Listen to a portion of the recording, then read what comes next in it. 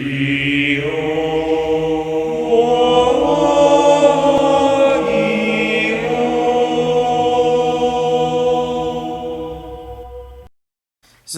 to start off the monster lineup, we play 3 Zephyr. Basically, whenever this thing is destroyed or pendulum summoned, you can basically search for any Yang Zing card or Zephyr card with the Zephyr parts irrelevant.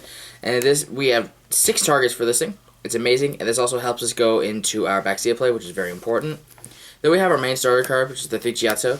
Basically, you pitch 2 Yang Zing cards to basically summon 2 Yang Zings, 1 with 0 defense and 1 with 0 attack. Interchangeable, and it's really good because you basically just go for this and Giotto and any other random one, and you basically have a free Baxia, which is really good because that's an immediate play extender. I played 2 Chiwen. Long story short about why, that you can watch on our other profiles. I only have 2, and 2 has actually been fine. 2 is only really good for going into the Danglong plays. And it's pretty good. You really just want this in graveyard, so if you can see this in your hand to send it, that's fine. But if you want to play 3, you can. I'd like 3, and I'll show you the card that I want to take out for it. But those are kind of the main cards, the main 3 monsters that you have to play. You kind of really have to play all of them for the most part. Next we have 3 Suwani. This and your Chiwen is like the easiest way to go into Danglong, and whenever the monster Synchro Summon with this happens, he gains a 500 point boost, and that's pretty sick. 3 buy-in. We play 3 in this build now, and this also helps you go into Danglong as well, or make a Herald play. And basically, this thing makes the monster summoned invulnerable to battle, which is pretty sick. Then we play 3 Bixie, or actually no, 2 Bixie, sorry. We could, like, some people play 3, I actually only really like 2 in this variant. I side deck the 3rd one for certain decks.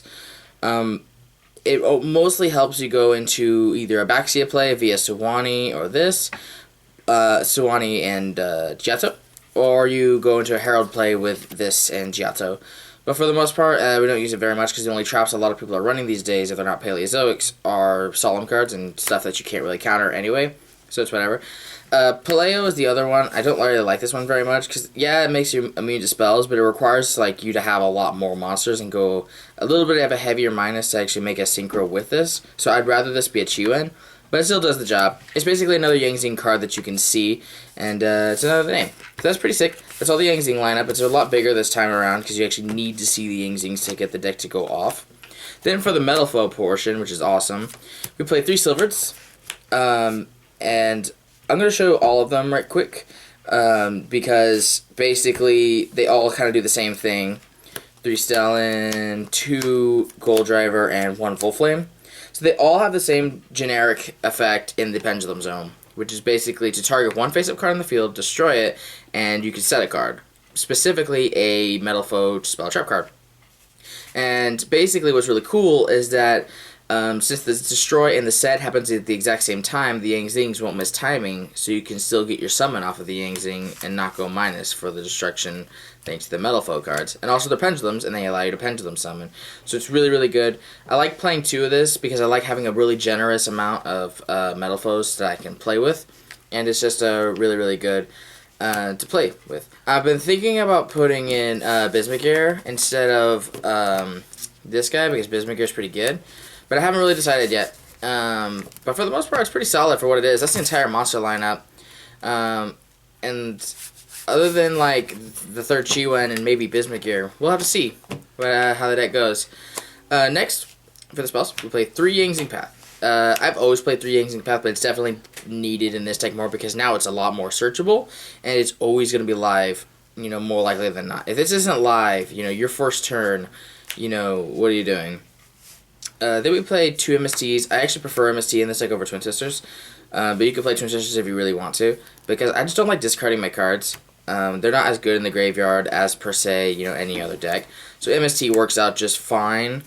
Then 1 Metalfoe Fusion, because this is a Metalfoe deck. It's searchable, it's settable, and it's recyclable, and it's draw power. So it's really good. Soul Charge, this is one of the decks that benefits the best off of Soul Charge, and I feel that this is a really good superior extender and a card to help you get back into the game and extend your plays. So it's really good. And Upstart Goblin, because I like making my decks 39 cards. That's it for the spells. It's a tremendously small spell lineup. The spell lineup in Yang Zing is usually small, but it's a lot smaller now. And then we play like 6 traps. We play the 3 combination. So unlike pure Metalfoe variants, this is the only one I feel comfortable playing with because Baxio, while this thing is set, can destroy it, and then whenever it's destroyed, you can basically search for any Metalfoe monster and add it to your hand. So that's really, really good in extending your plays and making sure that you have Metalfoe monsters and making your Metalfoe fusion live. And basically, yeah, it's really, really good. Then I also play 3 9 pillars. So basically what this thing is basically it's a solemn judgment, or not a solemn judgment, it's basically a solemn warning, or a solemn scolding, if you will. And instead of destroying, it shuffles, and then you destroy a Yang Zing card, which doesn't really turn out to be a minus because you just get another one. Or, you just basically have it. It's a searchable counter trap that the deck has to help you kind of get past your opponent's stuff. You could play an Ariadne variant with this and like Solemn, and you could get away with it because you play the Metalfoe variants, and then this is even more searchable. The only problem is having this live, but you'll usually win the game before you even get a chance to use this. So that's the entire deck. It's 40 cards. Everything is searchable. Everything is strong. And then next for the extra deck, we play 2 Denglongs. This guy's broken. Okay, so this is a level 5 tuner synchro. 0 attack, 28 defense. And basically when it's summoned, you can add any Yang Zing card from your deck to your hand.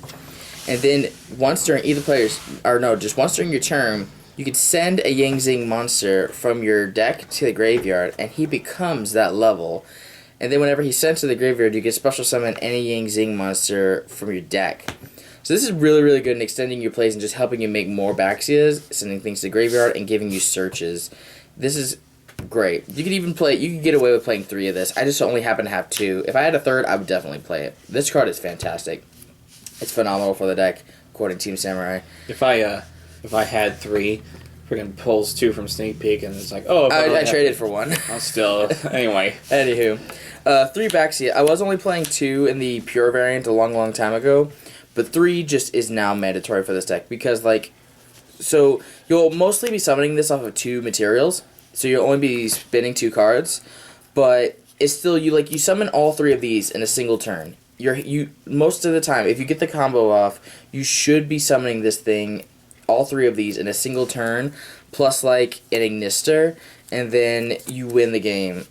Or just any of your other 2,000 hitters. This thing is really, really good and crazy because and also the reason why they extend your play so well is because you'll have tons of your your combination set, and while this thing is set, this thing can destroy it, and you get a search.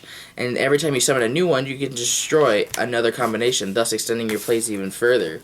So it's pretty sick, and it's quite broken, and it's almost unfair. I love it. These are the 2 main portions of the extra deck, in my opinion, next to Ignister. Then for the others, we play Yazi, which is basically the Diamond Direwolf of the deck. It also can't be it can't be targeted by your opponent's card effects, so that's pretty good. It's untargetable. Direwolf is pretty good. K-Fang's a really weird one that I haven't really gone for, but it could also help lock your opponent out of games, because basically whenever this thing is summoned, your opponent can't activate effects of the monsters that were used for the synchro summon, attributes of the monsters that you used for the summon.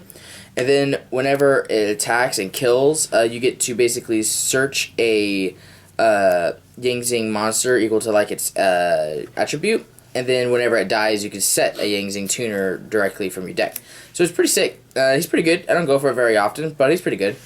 Then Ignister, because Ignister's just really, really good. You could make this with your Zephyrnui and your Jetto. And it's very easy to summon this thing. It's basically a 4th Baxia, and it's fantastic. Why don't you run more than 1? It's just limited on the ban list. We then play... The rest of the extra deck is just kind of whatever, really. Odd Eyes Meteor Burst Dragon, because it's good. Clearwing, because it's good. Black Rose, Moonlight. This also comes in handy pretty well.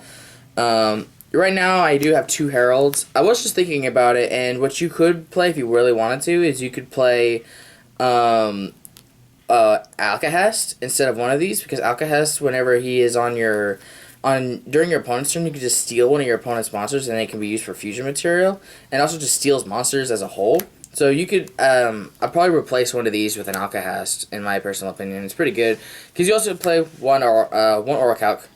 So, Orichalc is really good, double piercing, and he's just really big. It's pretty good. And then since we play a decent number of 8, we can play Felgran. You could also replace this with Hope Harbinger if you'd really like to, but it's basically just protection, negation. It's pretty good. I like it. So that was my Metalfoe Yang Zing profile featuring Denglong. This deck is a lot of fun. This deck is relatively budgety.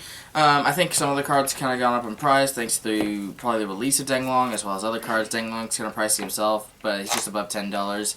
And this deck isn't very expensive as a whole, but Denglong really helps this deck make bigger plays and bigger pushes, and is definitely, in my opinion, mandatory if you really want to play a Yang Zing deck, as well as the new 9 Pillars card. This card is fantastic, and you should probably be playing both of these at max numbers, or as many as possible as you physically can, because they just help the deck remain stronger, remain a threat to our current meta as it is. And this deck is really cool. This deck can OTK, this deck can go second, this deck can go first, and it's pretty good, and it's pretty relatively budgety, and I like it a lot. So that's all I have to say about it. Thank you. Black Walnut. Yeah!